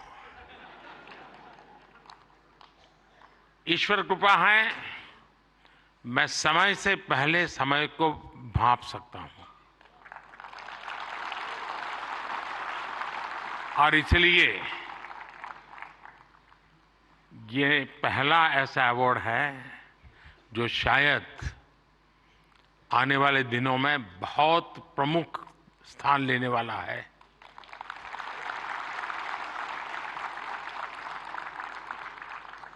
ये इस नए युग को एनर्जाइज कर रहे आप सब युवाओं को सम्मान देना, क्रिएटिविटी को सम्मान देना और समाज की रोजमर्रा की जिंदगी के प्रति जो संवेदनशीलता है उसको सम्मान करने का अवसर है। भविष्य में ये अवार्ड कंटेंट क्रिएटर्स के लिए बहुत बड़ा मोटिवेशन बनेगा, उनके काम को एक बहुत बड़ी पहचान मिलने वाली है। आज जिन्हें नेशनल क्रिएटर्स अवार्ड मिले हैं, मैं उन विजेताओं को तो बधाई देता ही देता हूं, पर जिन्होंने इसमें बढ़ चढ़ करके हिस्सा लिया, क्योंकि बहुत कम समय मिला था, हम ज्यादा इस चीज को पॉपुलर भी नहीं कर पाए थे और मैं नहीं चाहता था कि मैं इसमें और समय गंवाऊं, लेकिन जल्दी जल्दी में भी, इतने कम समय में भी 1.5-2 लाख क्रिएटिव माइंड्स इसके साथ जुड़ जाए, ये मेरे देश की भी एक पहचान बना देता है।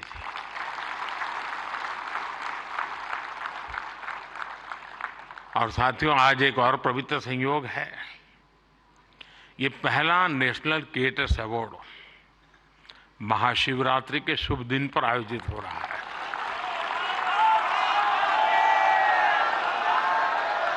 और मेरे काशी में तो शिव जी के बिना कुछ नहीं चलता है।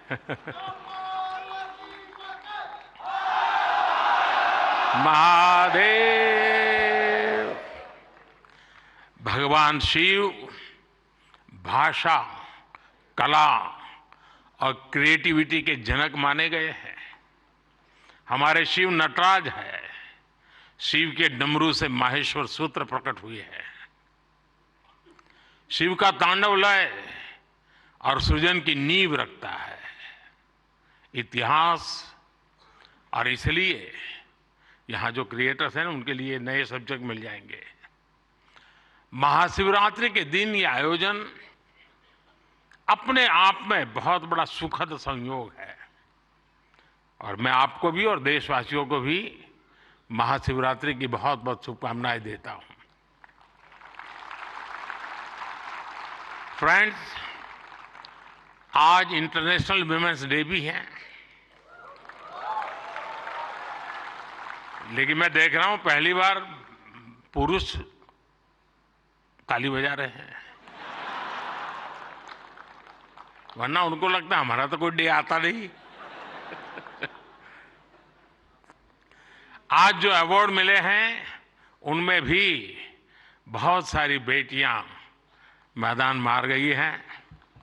मैं उनको भी बधाई देता हूं और भी मैं देख रहा हूं क्रिएटिव वर्ल्ड में हमारे देश की बेटियां बहुत बड़ी मात्रा में सबको देख रहा हूं। मुझे बहुत गर्व हो रहा है आप लोगों को देख करके। मैं देश की सभी महिलाओं को, बहनों को, बेटियों को इंटरनेशनल वुमेन्स डे की बहुत बहुत बधाई देता हूं। और आज ही मैं अभी, आप तो यहां बैठे हैं, मैं गैस सिलेंडर का 100 रुपया कम करके आया हूं।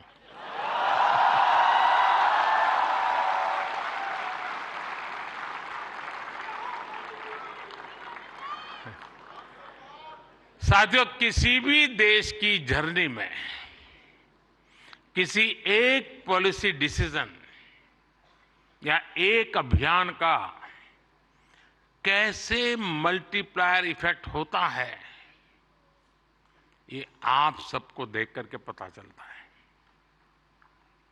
10 साल में हुए डेटा रिवॉल्यूशन से लेकर सस्ते मोबाइल फोन्स, डिजिटल अभियान इंडिया अभियान ने एक प्रकार से कंटेंट क्रिएटर्स की एक नई दुनिया क्रिएट कर दी है। और पहली बार ऐसा हुआ होगा जब किसी सेक्टर की युवा शक्ति ने सरकार को प्रेरित किया हो, सरकार को मजबूर किया हो कि कब तक बैठे रहोगे, इसको भी सोचो। और इसलिए भी आप बधाई के पात्र हो। आज के इस अवार्ड फंक्शन का क्रेडिट अगर किसी को जाता है तो भारत के मेरे युवा मन को, हर डिजिटल कंटेंट क्रिएटर को जाता है। साथियों, भारत का हर कंटेंट क्रिएटर एक और बात को रिप्रेजेंट करता है। हमारे युवाओं को अगर सही दिशा मिले तो वो क्या कुछ नहीं कर सकते हैं। आपने कंटेंट क्रिएशन का कोई कोर्स नहीं किया है ही नहीं तो क्या करोगे?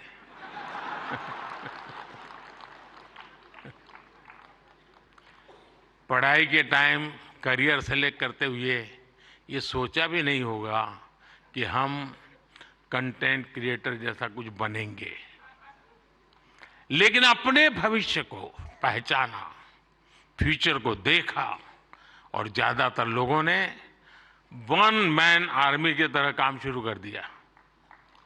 अब ये श्रद्धा को देखिए, खुद अपना मोबाइल लेकर के बैठ जाती है। अपने प्रोजेक्ट में आप ही राइटर, आप ही डायरेक्टर, आप ही प्रोड्यूसर, आप ही एडिटर, यानी आपको ही सब कुछ करना होता है। यानी एक प्रकार से इतनी टैलेंट एक जगह पे जमा हो जाए और फिर वो जब प्रकट हो तो उसका सामर्थ्य कितना हो सकता है, अंदाज लगा सकते हैं। आपने आइडियाज गढ़े, इनोवेशन किए और उन्हें स्क्रीन पर जीवंत बनाया। आपने दुनिया को न केवल अपनी क्षमता से परिचित करवाया, बल्कि लोगों को दुनिया भी दिखाई। आपने जो हिम्मत दिखाई, उसी के कारण आज आप सब यहां पहुंचे हैं और देश बड़ी आशा के साथ आपको देख रहा है। आपका कंटेंट आज पूरे भारत में जबरदस्त इंपैक्ट क्रिएट कर रहा है। आप एक तरह से इंटरनेट के एमवीपी,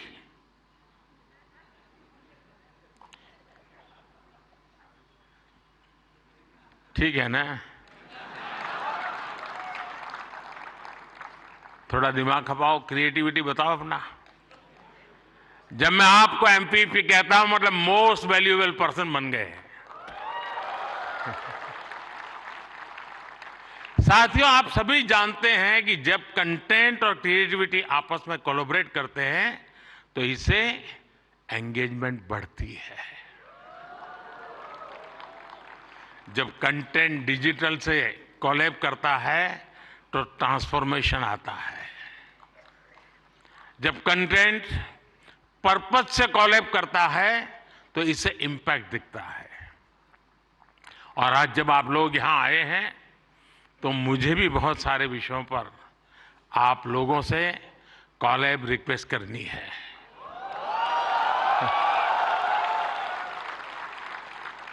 साथियों, एक जमाने में हम छोटी से छोटी दुकानों पर लिखा देखते थे कि यहां बहुत टेस्टी फूड मिलता है, ऐसा देखते थे ना। कोई भी कहे वहां क्यों खाना, तो बोले टेस्टी फूड है। लेकिन आज हम देखते हैं कि दुकान वाले लिखते हैं कि यहां हेल्दी फूड मिलता है। अब टेस्टी नहीं लिखता है, हेल्दी फूड मिलता है। क्यों बदलाव आया? तो ये एक बदलाव समाज में भी आ रहा है। इसलिए कंटेंट ऐसा होना चाहिए जो लोगों में कृतज्ञ भाव जगाए, देश के प्रति आपके जो कर्तव्य हैं उनके लोगों को प्रेरित करें। और आपके कंटेंट का यही डायरेक्ट मैसेज हो, ये जरूरी नहीं है। आप कंटेंट क्रिएट करते हुए इसका ध्यान रखेंगे तो इनडायरेक्टली भी उसमें जरूर झलकेगा। आपको ध्यान होगा, लाल किले से मैंने बेटियों के अपमान का विषय उठाया था। एक बार मैंने ये भी कहा था कि आप बेटी शाम को घर आती है तो पूछते हैं क्यों देर से आई, कहां गई थी, क्यों जल्दी घर नहीं आई। मैंने लाल किले से पूछा था कि मुझे कोई तो माँ बाप बताओ जो अपने बेटे को पूछते हो कि तुम देर से क्यों आ रहे हो, कहां गए थे। बेटी को सब पूछते हैं, बेटे को कोई नहीं पूछता है। मैं कंटेंट क्रिएटर से कहता हूं इस बात को आगे कैसे बढ़ाएं, एक माहौल कैसे बनाएं। समान जिम्मेवारी होनी चाहिए। बेटी देर से आए तो भूकंप हो जाए और बेटा देर से आए, बेटा खाना तो खाया था ना, क्यों भाई।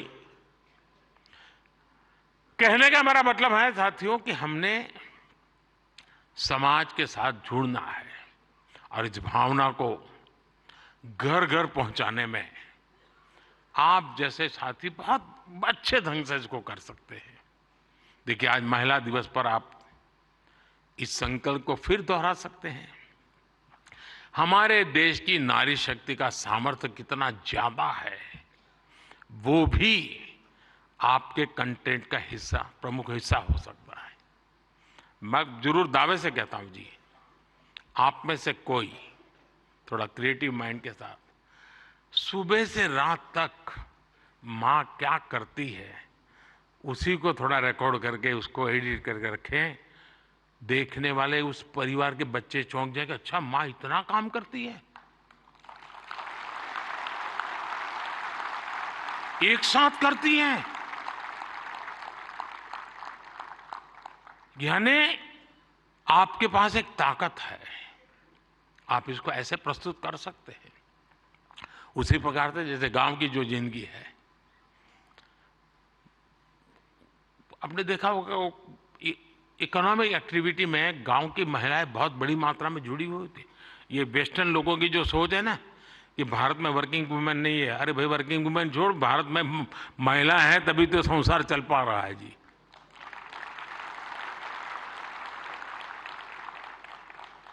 गांव में आप देखेंगे इतनी इकोनॉमिक एक्टिविटी हमारी माताएं बहनें करती है।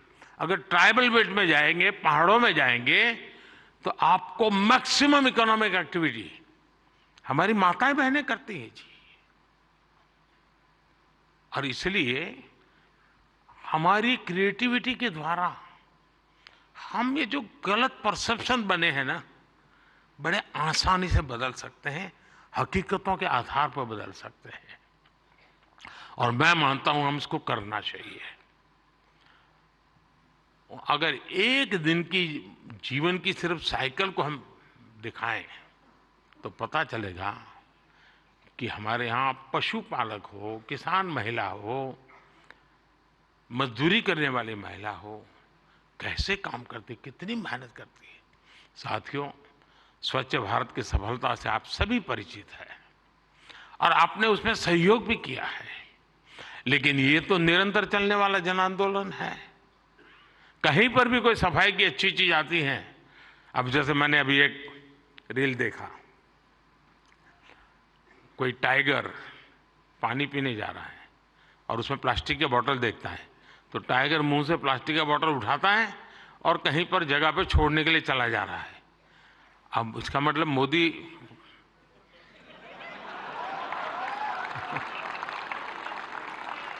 किस किस से बात पहुंचाता है, समझ गए ना।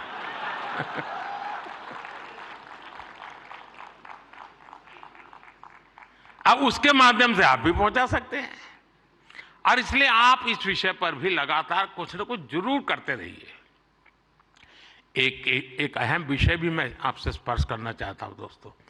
ये छोटी छोटी चीजें जो मेरे मन को छूती है, मेरा मन करता है कि क्रिएटिव माइंड के लोग हैं तो शायद मैं मन खोल करके बातें भी कर सकता हूं। मैं भाषण नहीं कर रहा मुझे। जैसे मेंटल हेल्थ, ये बहुत ही छूने वाला विषय जी। और वैसे तो डिजिटल प्लेटफॉर्म पर काफी कंटेंट हंसी मजाक से जुड़ा होता है, लेकिन कई अन्य गंभीर विषय भी होते हैं। मैं देखता हूं मेंटल हेल्थ को लेकर, बहुत बधाई हो आपको, बहुत बधाई हो, बहुत बधाई हो, बहुत बधाई हो। मैं नहीं कह रहा हूं नहीं बनाते हैं, मैंने बोला ही नहीं है जी, मैं ऐसी गलती नहीं कर सकता हूं। मुझे मेरे देश के टैलेंट पे भरोसा है, मुझे मेरे देश के लोगों की संवेदनशीलता मुझसे जरा भी कम नहीं है।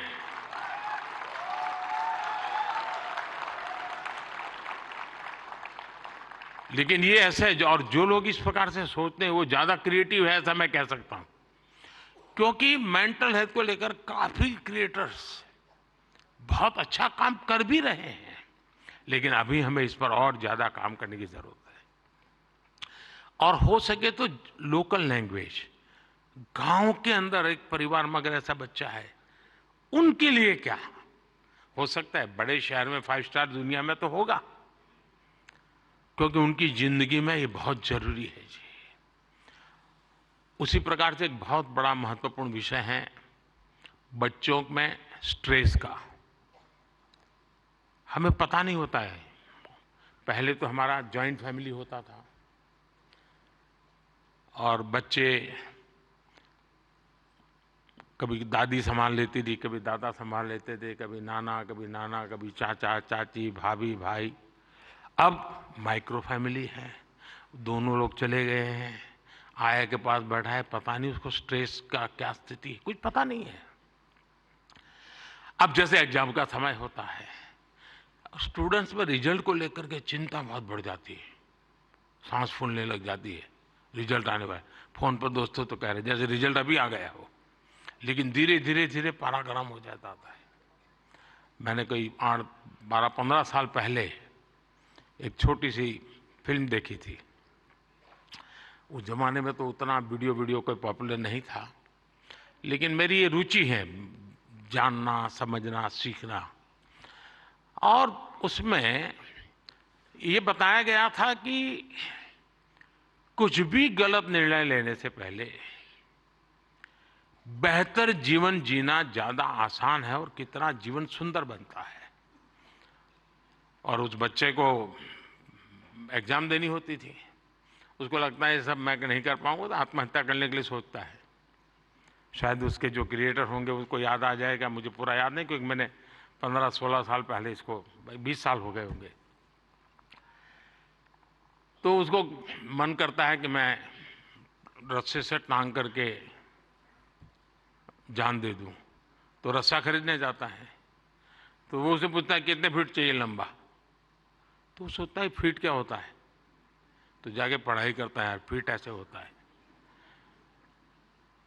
फिर वो कहता है उसको वो हुक चाहिए, तो लोहे का चाहिए, कैसा चाहिए, उसकी पढ़ाई का। फिर उसके ध्यान में आता है यार मरने से ज्यादा तो पढ़ना सरल है।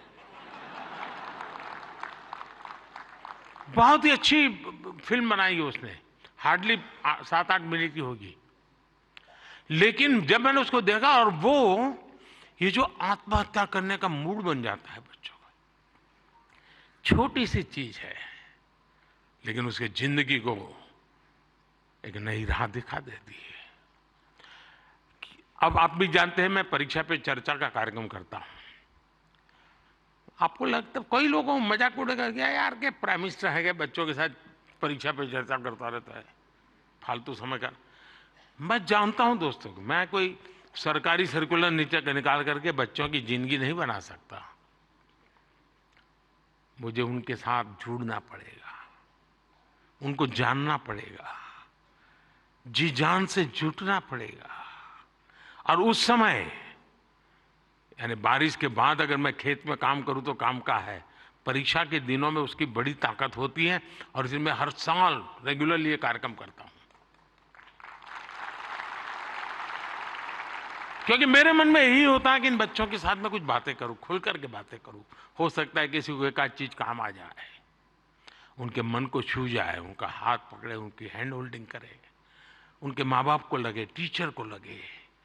साथियों ये सारे काम मैं तो रील बनाने के लिए समय नहीं निकाल सकता, तो मैं ऐसे काम कर लेता हूं, लेकिन आप तो वो भी कर सकते हैं जी।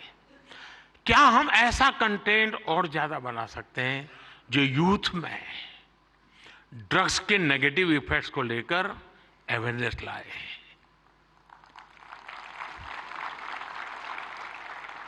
हम बिल्कुल दावे से क्रिएटिव वे में समझा सकते हैं कि drugs is not a cool for youth. वरना क्या है यार, कूल हॉस्टल में बैठे हैं, कूल। साथियों, इसमें बहुत बड़ा, और आप लोग हैं बड़े, क्योंकि आप उनके साथ जुड़ सकते हैं, उनकी भाषा में बात कर सकते हैं। साथियों, अगले कुछ दिनों में लोकसभा के चुनाव होने जा रहे हैं। आप ये मत सोचिए कि आज का ये इवेंट इसके लिए है।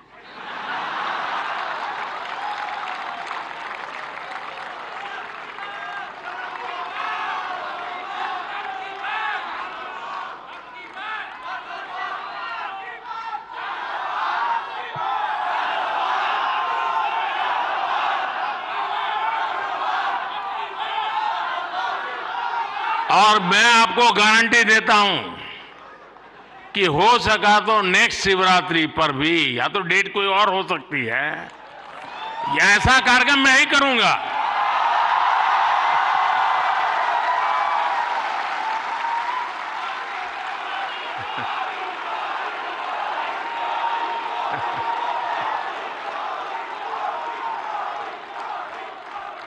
लेकिन मैं लोकसभा चुनाव का विषय उस अर्थ में नहीं लाया हूं, क्योंकि मुझे भरोसा है मुझसे ज्यादा मेरे लिए आप मरते हैं।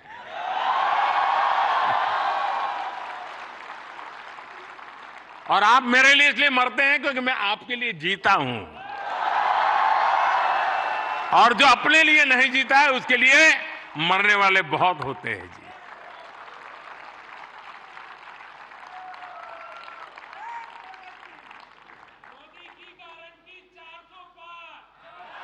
वो मोदी की गारंटी नहीं है, 140 करोड़ देशवासियों की गारंटी है।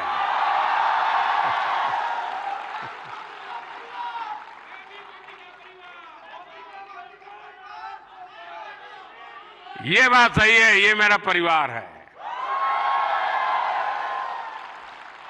साथियों, मैं जो लोकसभा चुनाव की बात कर रहा था, और एक क्रिएटिव वर्ल्ड के लोग बहुत बड़ा काम कर सकते हैं। क्या हम ऐसा कुछ कर सकते हैं कि हमारे यूथ, और खास करके हमारे फर्स्ट टाइम वोटर, उनको हम जागरूक करने के लिए क्या कर सकते हैं? और उसको पता हो कि वोट देना यानी किसी को जिताना हराने का काम नहीं है जी। वोट देने का मतलब है तुम इतने बड़े देश की निर्णय प्रक्रिया के हिस्सेदार बने हो। तुम देश का भविष्य बनाने वाले एक महत्वपूर्ण पार्टनर हो। ये उस तक पहुंचना जरूरी है जी। उसको कभी ये मत कहिए किसको वोट दो, लेकिन आप उसको जरूर कहिए कि वोट तो देना ही चाहिए।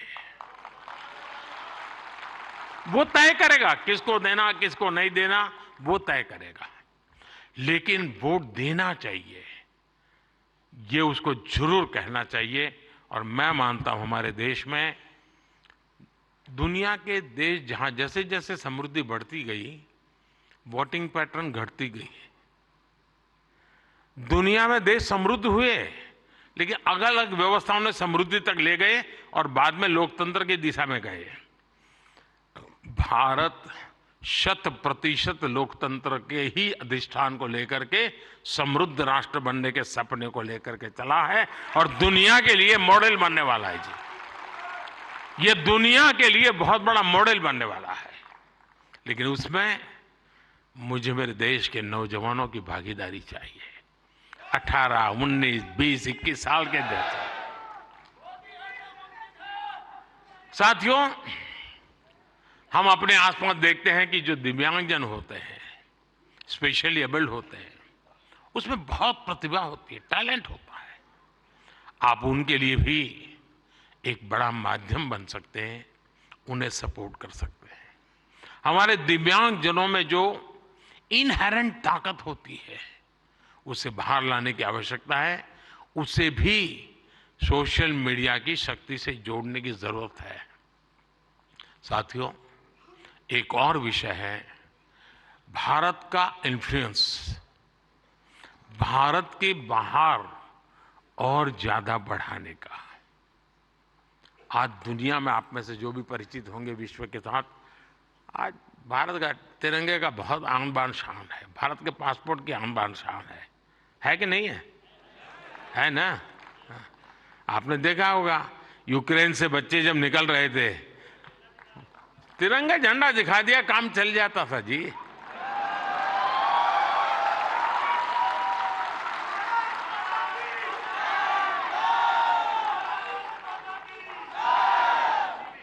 ये सामर्थ्य ऐसे ही नहीं आया है दोस्तों, ये सामर्थ्य ऐसा ही नहीं आया है। इसके पीछे एक मिशन बोर्ड में तपस्या की गई है। दुनिया में आज वातावरण बदला है, लेकिन उसको और अधिक आज भी दुनिया में कुछ परसेप्शन ऐसे ही है हमारे लिए। हम उसको बदल सकते हैं क्या? और मैं मानता हूं, मुझे याद है मैं एक बार किसी एक देश में गया था, तो एक इंटरप्रेटर मेरे साथ था।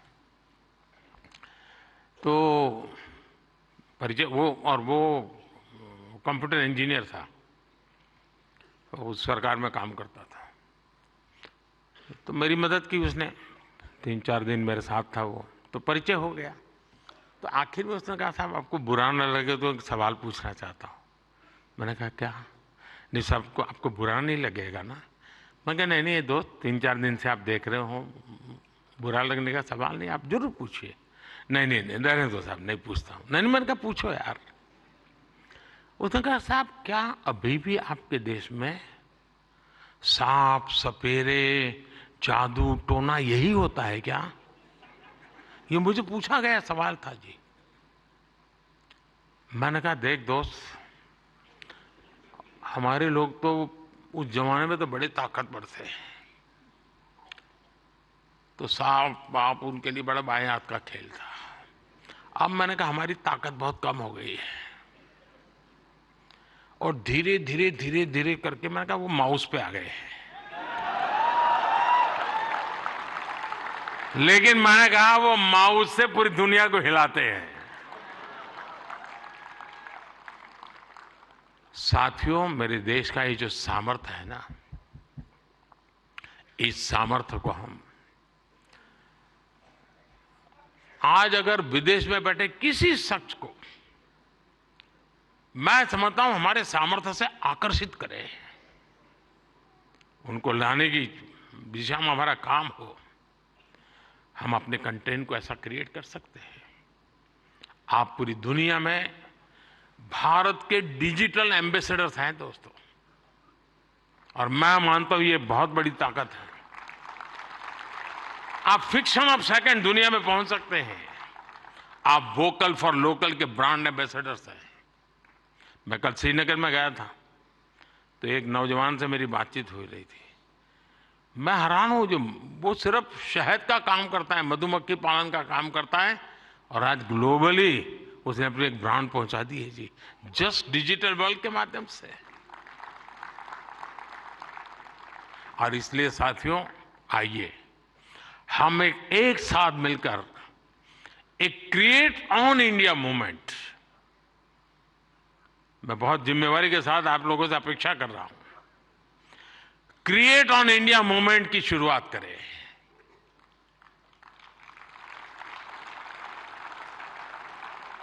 हम भारत से जुड़ी स्टोरीज को, भारत की संस्कृति को, भारत के हेरिटेज और ट्रेडिशंस को पूरी दुनिया से शेयर करें।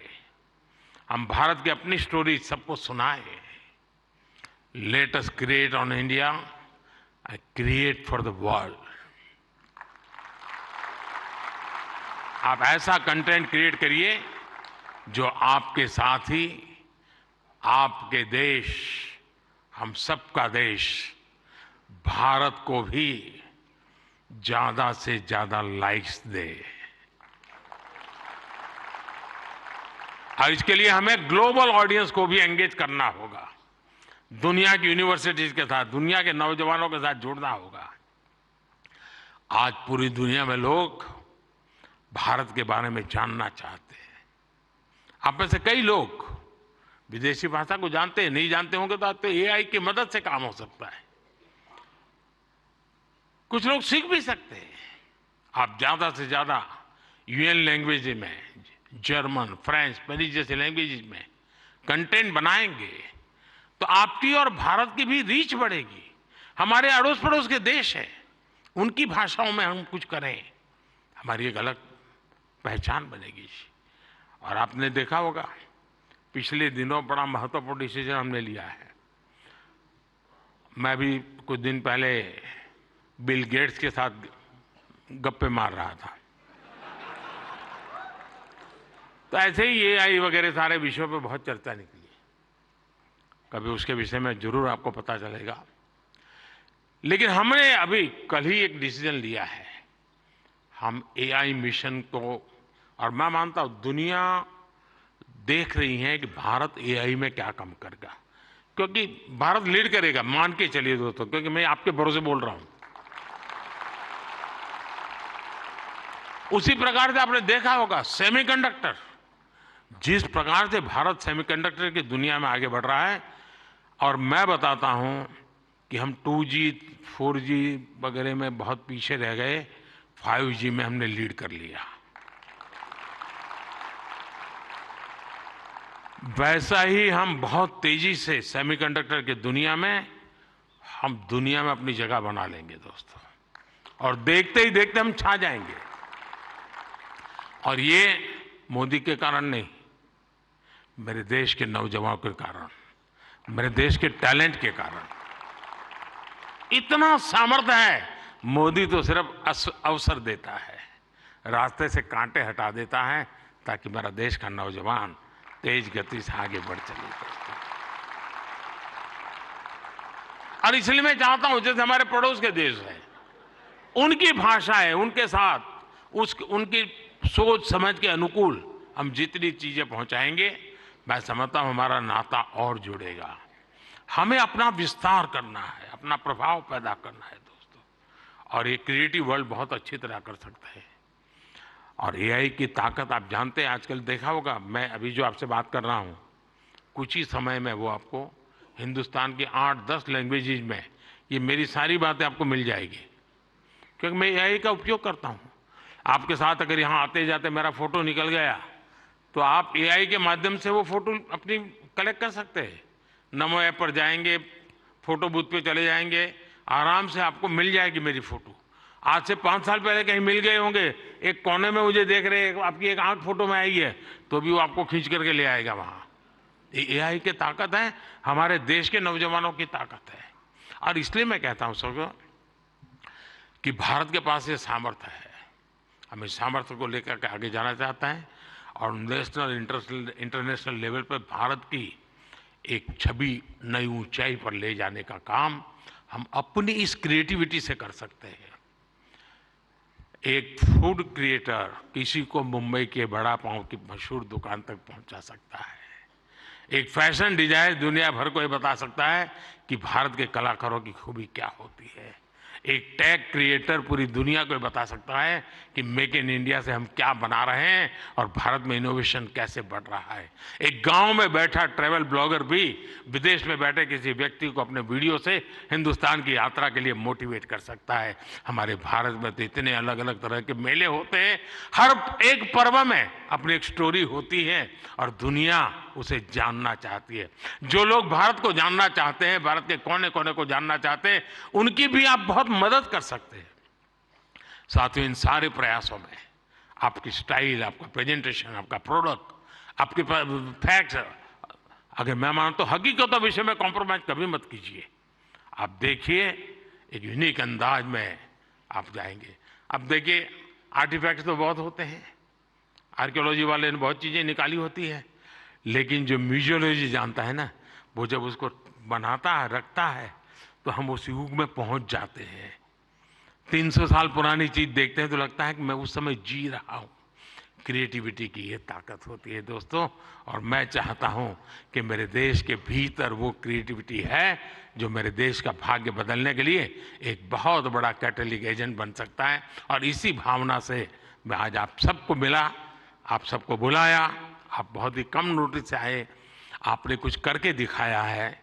जूरी को भी मैं बधाई देता हूं, क्योंकि 1.5-2 लाख लोगों की एक एक बारीकी को पहुंचाना बड़ा कठिन काम है।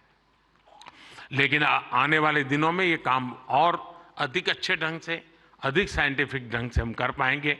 मैं फिर एक बार आप सबको बहुत बहुत शुभकामनाएं देता हूं। बहुत बहुत धन्यवाद।